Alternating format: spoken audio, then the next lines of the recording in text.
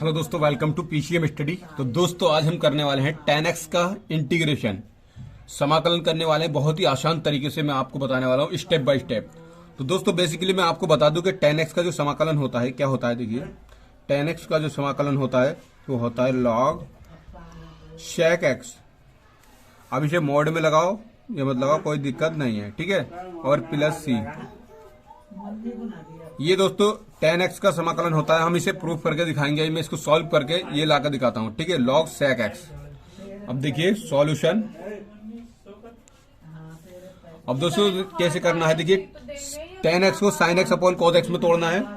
Integration sin x upon cos x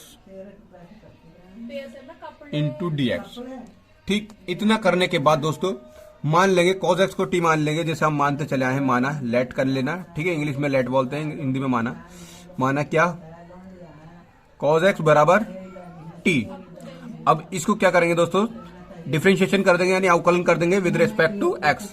cos का क्या होता है, माइनस का sin x, तो ये हो गया sin x। और t का क्या हो गया, dt अपॉन dx। अब देखिए माइनस को इधर ले आएंगे, dx को इधर ले आएंगे। sin x into D x बराबर माइनस का dt। sin x into D x बराबर माइनस का dt। अब देखिए sin x into D x बराबर माइनस का dt रख देंगे, और cos x को हमने देखिए यहाँ पर t माना है, कर देंगे।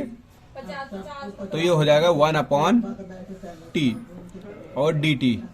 और ये माइनस जो होता है वाला, ये यहाँ पर आ गए दोस्तों, ठीक है। अब क्या करेंगे, हम जानते हैं कि 1 अपॉन एक्स क्या होता है, log x। 1 अपॉन टी क्या हो जाएगा, integration log t। log t हो गया दोस्तों।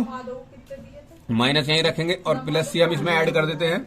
ये आपको पता है प्लस सी ऐड क्यों करते हैं, क्योंकि डिफरेंशिएशन यानी अवकलन करते समय जो कांस्टेंट टर्म होती है, अचर पद जो पद होते हैं, अचर पद, वो जीरो हो जाते हैं, यानी शून्य हो जाते हैं। इसलिए हम डिफरेंशिएशन इंटीग्रेशन में सी ऐड करते हैं, ठीक है। अब चलिए देखिए इसे log को क्या कर लेंगे, ये जो माइनस का चिन्ह है log वाली प्रॉपर्टी लगाएंगे, log ऊपर पहुंचा देंगे इसको, तो ये हो जाएगा log t की माइनस इतना, ठीक है। t इनवर्स हो जाएगा। अब दोस्तों देखिए log वाली प्रॉपर्टी लगाएंगे, फिर नीचे ले आएंगे इसको, log 1 upon t plus c। अब क्या है दोस्तों, देखिए t की वैल्यू रख देंगे। t की वैल्यू क्या आती है, हमने क्या माना था, cos x। तो cos x को रख देंगे यहाँ पर log 1 अपॉन cos x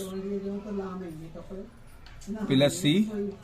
अब देखिए cos x का 1 अपॉन cos x बराबर क्या होता है, sec x। यानी कि cos को उल्टा करेंगे तो sec हो जाएगा, log sec x plus c। तो दोस्तों यही हमें फाइंड करना था, यही हमारा इस क्वेश्चन का राइट आंसर है। तो आई होप, मैं उम्मीद करता हूँ आपको ये क्वेश्चन अच्छे से समझ में आ गया होगा। तो दोस्तों क्वेश्चन अगर अच्छे से समझ में आ गया तो वीडियो को लाइक, चैनल को सब्सक्राइब जरूर कर लें। मिलते हैं फिर नेक्स्ट वीडियो में। Thank you for watching this video.